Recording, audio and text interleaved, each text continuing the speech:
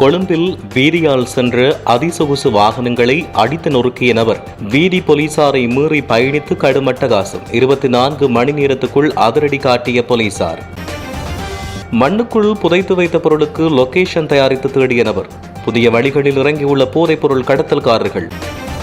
விமலின் சத்தியாகிரக போராட்டத்தில் குழப்பம். களமிறங்கிய போலீசார் அதிரடி. ஒரே நாளில் மிக பிரபலமான நபராக மாறிய விமல் வீரவன்ச. விடுதலை புலிகளின் தலைவர் பிரபாகரனை பிழையாக சித்தரித்த விஜயின் தமிழக வெற்றிக் கழக உறுப்பினர் உலகம் எங்கும் இருந்தும் கடும் எதிர்ப்பலை. கைகூப்பி மன்னிப்பு கேட்ட பரிதாபம். விஜய் எடுத்த அதிரடி முடிவு. போலீசாரை கூறிய ஆயுதத்தால் தாக்க வந்த நபர் எச்சரிக்கையை மீறி அருகில் வந்ததால் துப்பாக்கிச் சூடு. சம்பவ இடத்தில் உயிரிழந்த நபர் தென்னிலங்கையில் பதற்றம். வடமராட்சி கடலில் அதிகளவான இறால். கரையை நோக்கி அதிகமாக வரும் இந்திய அத்துமீறிய இழுவை மடிகள். பஸ் நிலையத்துக்குள் பாய்ந்த கப்ரக வாகனம். யாழில் நேற்றிரவு நடந்த பாரிய அனர்த்தம். கிளிநொச்சி பேருந்து நிலையத்தில் வாழ்வாதாரத்துக்காக போடப்பட்டிருந்த பெட்டிக்கடைகள் கரைச்சி பிரதேச சபையால் அகற்றல். வியாபாரிகளால் கடும் எதிர்ப்பு. டிட்பா அட்டகாசத்தால் கேள்விக்குறியான உயர்தர பரீட்சைகள் மீண்டும் அமைதியான முறையில் ஆரம்பம். மன்னாரில் நீண்ட காலம் கேட்பாரின்றி காணப்பட்ட வீதி. ஜனாதிபதியின் விஜயத்தையொட்டி அவசரமாக செப்பனிடும் நடவடிக்கையில் அதிகாரிகள். பார்த்து சிரிக்கும் மக்கள். ஆஸ்திரேலியாவில் இருந்து வந்த ஸ்கேனர்கள் காங்கேசன்துறையில் கையளிப்பு. இனி தொடர்வது விரிவான செய்திகள். கடுவல கொள்ளுப்பட்டி சாலையில் மோட்டார் சைக்கிள் ஓட்டுநர் ஒருவர் ஆயுதம் போன்ற பொருளை பயன்படுத்தி பல வாகனங்களை தாக்குவதை காட்டும் வீடியோ சமூக ஊடகங்களில் பரவி வைரலாகி வருகிறது. ஜனவரி 12ஆம் தேதி மாலை இந்த சம்பவம் இடம்பெற்றதாக போலீசார் தெரிவித்தனர். வெலிக்கடை காவல் நிலைய அதிகாரிகள் சந்தேக நபரை துரத்திச் சென்று சிறிது நேரத்தில் அவரை கைது செய்தனர். சம்பவத்தின் பொழுது 4 வாகனங்கள் சேதமடைந்துள்ளதாக ஆரம்பகட்ட அறிக்கைகள் தெரிவிக்கின்றன. ராகமத்தையைச் சேர்ந்த 29 வயதான சந்தேக நபர் ஜனவரி 13ஆம் தேதி நீதிமன்றில் ஆஜர்படுத்தப்பட உள்ளார். வெலிக்கடை காவல்துறையால் மேலதிக விசாரணைகள் மேற்கொள்ளப்பட்டு வருகின்றன. தொழில்நுட்பத்தை பயன்படுத்தி நூதன முறையில் போதைப்பொருள் தேடி வந்த நபர் ஒருவர் பொலனறுவை பகுதியில் கையும் மையமாக மடக்கி பிடிக்கப்பட்டார்.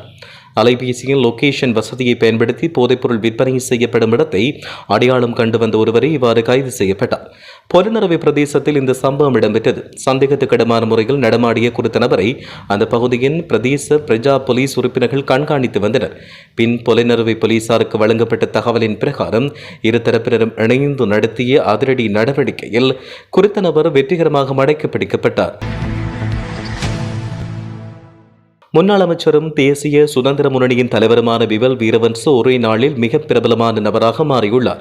நாட்டில் கடந்த 24 மணித்தியாலங்களுக்குள் கூகுள் சமீபத்திய தேடல்களில் விமல் வீரவன்ச 2வது இடத்தை பிடித்தார். பிரதமர் ஹரணிக்கு எதிராக முன்னாள் அமைச்சர் விமல் வீரவன்ச உள்ளிட்ட சிவில் அமைப்புகளின் பிரதிநிதிகள் குழுவால் பத்திரமுல்லையில் உள்ள கல்வி அமைச்சுக்கு முன்பாக நேற்று ஆரம்பிக்கப்பட்ட சத்தியாகிரக போராட்டம் தொடர்ந்து 2வது நாளாக இன்று நடைபெற்றுக் கொண்டிருக்கிறது.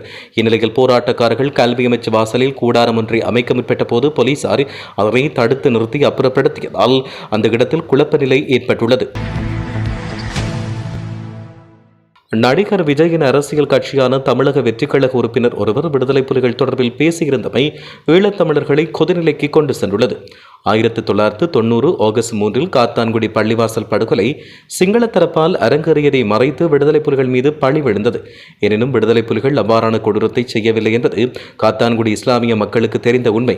இந்நிலையில் காத்தான்குடியில் உள்ள பள்ளிவாசல் இஸ்லாமியர்களை கொன்று குவித்ததாக கூறியுள்ளமை ஈழத்தமிழர்களை அதிர்ச்சிக்குள்ளாக்கியுள்ளது. அதேவேளை தமிழக வெற்றிக் கழகத்தின் தலைவர் விஜய் விடுதலை புலிகளின் தலைவர் பிரபாகரன் ஈழத்தமிழர்களுக்கு தாயை போன்றவர் என்றும் இன்று ஈழத்தமிழர்கள் தாயை இழந்து பரிதவித்து நிற்பதாக பெருமைப்படுத்தி பேசியிருந்தார். இந்நிலையில் தற்போது தமிழக வெற்றிக் கழகத்தின் உறுப்பினர் ஒருவர் காத்தான்குடி படுகொலையை விடுதலை புலிகள் செய்ததாக அரசியல் மேடையில் கூறியுள்ளமை அதிர்ச்சியை ஏற்படுத்தியுள்ளது. பொலனறுவையின் வெலிகந்தை பகுதியில் காவல்துறையின் கடமைகளுக்கு இடையூறு விளைவித்து கூர்மையான ஆயுதத்தால் தாக்க முயன்ற ஒருவர் போலீசாரால் சுடப்பட்ட பின்னர் உயிரிழந்தார். வெலிகந்தவின் கல்கந்த பகுதியில் ஜனவரி 12ஆம் தேதி நேற்று மாலை 6 மணியளவில் துப்பாக்கிச்சூடு இடம்பெற்றது. மேலும் காவல்துறையினர் வீதி தடையில் நிற்க தவறிய மோட்டார் சைக்கிளை போலீசார் பின்தொடர்ந்த போது மோதல் ஏற்பட்டது. போலீசார் மோட்டார் சைக்கிளை நிறுத்துமாறு சைகை செய்த போதும் சந்தேக நபர்கள் நிறுத்தாமல் தொடர்ந்து ஓடிச் சென்றனர். பின் சந்தேக நபர்கள் கஞ்சா அல்லது பிற போதைப் பொருட்களை கொண்டு செல்வதாக சந்தேகத்தின் பேரில் புலனறுவை போக்குவரத்து பிரிவின் அதிகாரிகள் அவர்களை பின்தொடர்ந்தனர். மோட்டார் சைக்கிளில் இருந்து 3 பேரில் 2 தப்பியோடியதாகவும் முக்கிய சந்தேக நபர் தன்னுடைய வீட்டுக்குள் ஓடி வாள் போன்ற கூர்மையான ஆயுதத்தை எடுத்து காவல்துறை அதிகாரியை தாக்க முயன்றதாகவும் போலீசார் தெரிவித்தனர். அந்த நேரம் ஒரு அதிகாரி தற்காப்புக்காக தன்னுடைய சேவை துப்பாக்கியிலிருந்து 4 முறை சுட்டதில் சந்தேக நபரின் கால் மற்றும் மார்பு பகுதியில் பலத்த காயம் ஏற்பட்டது. துப்பாக்கிச் சூட்டுக்கு பின்னர் காயமடைந்த நபரை வெளிக்கந்த மருத்துவமனையில் அனுமதித்த குடியிருப்பாளர்களும் போலீசாரும் இணைந்து நடவடிக்கை எடுத்தனர்.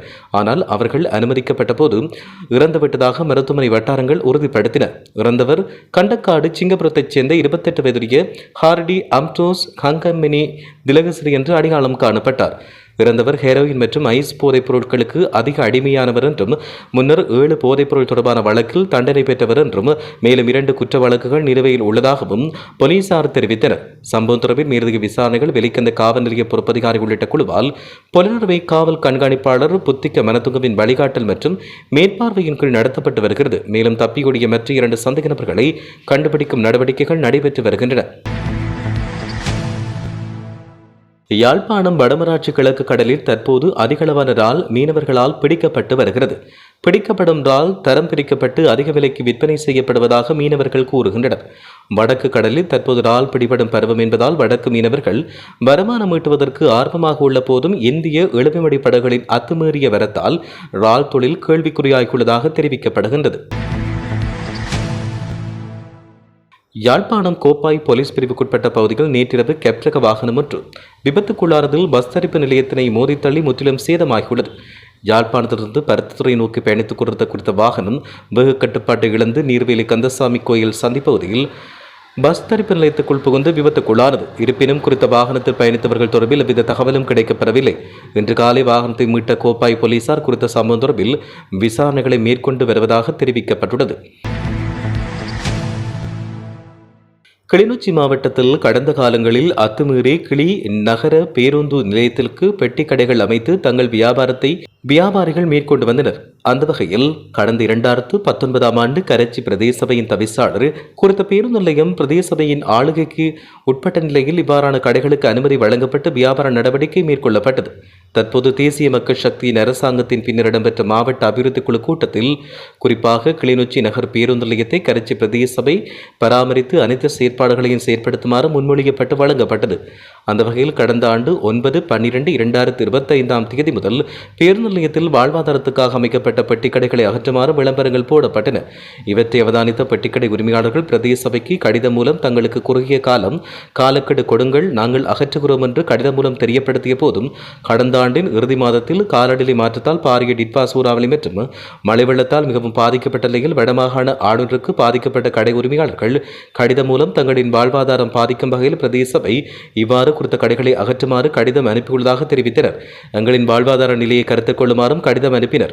இவற்றை அவதானித்த வடமாகாண ஆளுநருக்கு பாதிக்கப்பட்ட நபர்கள் மீது சரியான தீர்வொன்றை பெற்றுக் கொடுக்கும்படி கிளிநொச்சி மாவட்ட செயலாளர் கடிதம் ஒன்றை கடந்த 23/12/2025 அனுப்பியுள்ளமை குறிப்பிடத்தக்கது. இவ்வாறு இருக்கையில் குறுகிய காலத்தில் நமது பெட்டிக்கடைகள் போலீசாரையும் அழைத்து அகற்றிச் சென்றால் எங்கள் வாழ்வாதாரம் மிகவும் பாதிக்கப்படும் என்று பாதிக்கப்பட்ட பெட்டிக்கடை உரிமையாளர்கள் தங்கள் விசனங்களை வெளியிட்டனர். கடந்த ஆண்டு நாட்டில் ஏற்பட்ட இயற்கை சீற்றம் காரணமாக தடைப்பட்ட காப்போத உயர்தர பரீட்சைகளின் எஞ்சிய பாடங்களுக்கான பரீட்சை தெரிவு செய்யப்பட்ட பரீட்சை நிலையங்களில் திங்கட்கிழமை ஆரம்பிக்கப்பட்டுள்ளது. மட்டக்களப்பு மாவட்டத்தில் 5 கல்வி வலயங்களில் பரீட்சைகள் இடம்பெற்றன. அரசாங்க அதிபரின் பணிப்புரைக்கு அமைய மழையால் பாதிக்கப்பட்ட பகுதிகளுக்கு தேவையான முன்னாயத்த பணிகளை அனைத்து முகாமித்துவ பிரிவு மேற்கொண்டது. மட்டக்களப்பு மாவட்டத்தில் ஆங்காங்கே தொடர்ச்சியாக மழை பெய்து வரும் காரணத்தால் பரீட்சார்த்திகளை நேர காலத்தோடு பரீட்சை நிலையங்களுக்கு சமூகம் தருமாறு வலய கல்வி அலுவலகம் பரீட்சைக்கு தோற்றும் மாணவர்களிடம் வேண்டுகோள் விடுத்துள்ளது. மன்னார் தபாலகத்தில் இருந்து சத்பார் செல்கின்ற பிரதான வீதி நீண்ட காலம் குன்றும் குழியுமாக காணப்படும் நிலையில் குறித்த வீதியை புனரமைப்பு செய்ய பல தரப்பினரால் கோரிக்கை முன்வைக்கப்பட்ட போதிலும் எவ்வித நடவடிக்கையும் இதுவரை முன்னெடுக்கப்படவில்லை. இந்நிலையில் எதிர்வரும் வியாழனன்று மன்னாருக்கு ஜனாதிபதி விஜயம் செய்யவுள்ள நிலையில் இந்த வீதியில் காணப்படும் குன்றும் குழியையும் செப்பனிடும் பணியை உரிய திணைக்களத்தினர் செய்து வருகின்றனர். மன்னார் பிரதான தபாலகத்திலிருந்து சவுத் பார்க் புகையிரத பகுதிக்கு செல்கின்ற குறித்த வீதி நீண்ட காலம் குன்றும் குழியுமாக காணப்பட்டது. குறிப்பாக குறித்த வீதியை முழுமையாக அபிவிருத்தி செய்து முன்னெடுக்க வேண்டும். உரிய திணைக்களம் நடவடிக்கைகளை மேற்கொள்ளவில்லை. இந்த விடயம் தொடர்பில் குறித்த வீதிக்கு பொறுப்பான திணைக்களத்திடம் பல தரப்பினரும் தொடர்ந்து முறையிட்டு வந்தனர்.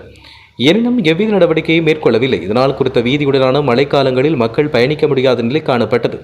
மன்னார் நகரின் முக்கிய குறித்த பிரதான வீதி தொடர்பில் யாரும் அக்கறை கொள்ளவில்லை. இந்நிலையில் மன்னாரில் எதிர்வரும் வியாழனன்று இடம்பெறவுள்ள காற்றாலை மின்கோபுர திறப்பு விழா மற்றும் புதிதாக அமைக்கப்படவுள்ள காற்றாலை மின்கோபுரங்களுக்கு அடிக்கல் நாட்டும் நிகழ்வு இடம்பெறவுள்ள நிலையில் ஜனாதிபதி அந்த நிகழ்வில் கலந்து கொள்ள உள்ளார். இந்நிலையில் ஜனாதிபதியின் வருகையொட்டி தற்போது குறித்த வீதியில் காணப்படும் பாரிய குழிகளை நிரப்பி செப்பனிடும் பணிகள் உரிய திணைக்களத்தால் முன்னெடுக்கப்பட்டு வருகின்றது. ஆஸ்திரேலிய எல்லைப்படையால் இலங்கை சுங்க திணைக்களத்துக்கு 2 உயர் தொழில்நுட்ப ஸ்கேனர்கள் வழங்கி வைக்கப்பட்டுள்ளது. காங்கேசந்துறை துறைமுகத்தில் இன்றைய தினம் காலை குறித்த நிகழ்வு இடம்பெற்றது. இதன்பொழுது ஆஸ்திரேலிய உயர்ஸ்தானிகர் மேத்யூ டாக்வர்த் இலங்கை சுங்க இயக்குநர் ஜெனரல் சீவலி அருகோவிடம் ஸ்கேனர்கள் அதிகபூர்வமாக ஒப்படைக்கப்பட்டன. நிகழ்வில் சுங்க இயக்குநர் ஜெனரல் ஃபால் எட்வர்ட், ஆஸ்திரேலிய தூதரக அதிகாரிகள் ஆகியோரும் கலந்து கொண்டிருந்தனர். யாழ்ப்பாணம் சர்வதேச விமான நிலையம் மற்றும் காங்கேசந்துறை துறைமுகத்தில் பயன்படுத்துவதற்காக ஆஸ்திரேலிய எல்லைப்படையினரால் இலங்கை சுங்கத்திடம் குறித்த 2 ஸ்கேனர்கள் வழங்கி வைக்கப்பட்டுள்ளமை குறிப்பிடத்தக்கது. கொழும்பில் வீதியால் சென்ற அதிசொகுசு வாகனங்களை அடித்து நொறுக்கிய நபர் வீதி போலீசாரை மீறி பயணித்து கடும் அட்டகாசம். 24 மணி நேரத்துக்குள் அதிரடி காட்டிய போலீசார். மண்ணுக்குள் புதைத்து வைத்த பொருளுக்கு லொகேஷன் தயாரித்து தேடிய நபர். புதிய வழிகளில் இறங்கியுள்ள போதைப்பொருள் கடத்தல்காரர்கள். விமலின் சத்தியாகிரக போராட்டத்தில் குழப்பம். களமிறங்கிய போலீசார் அதிரடி.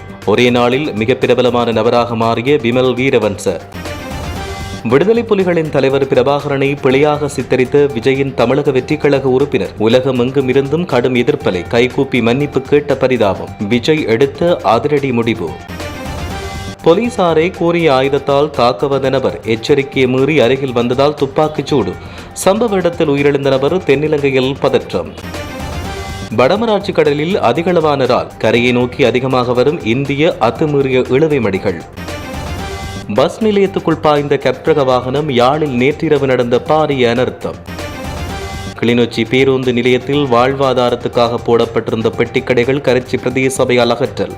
வியாபாரிகளால் கடும் எதிர்ப்பு. டிட்வா அட்டகாசத்தால் கேள்விக்குறியான உயர்தர பரீட்சைகள் மீண்டும் அமைதியான முறையில் ஆரம்பம். மன்னாரில் நீண்ட காலம் கேட்பாரின்றி காணப்பட்ட வீதி ஜனாதிபதியின் விஜயத்தையொட்டி அவசரமாக செப்பனிடும் நடவடிக்கையில் அதிகாரிகள். பார்த்து சிரிக்கும் மக்கள். ஆஸ்திரேலியாவில் இருந்து வந்த ஸ்கேனர்கள் காங்கேசந்துறையில் கையளிப்பு.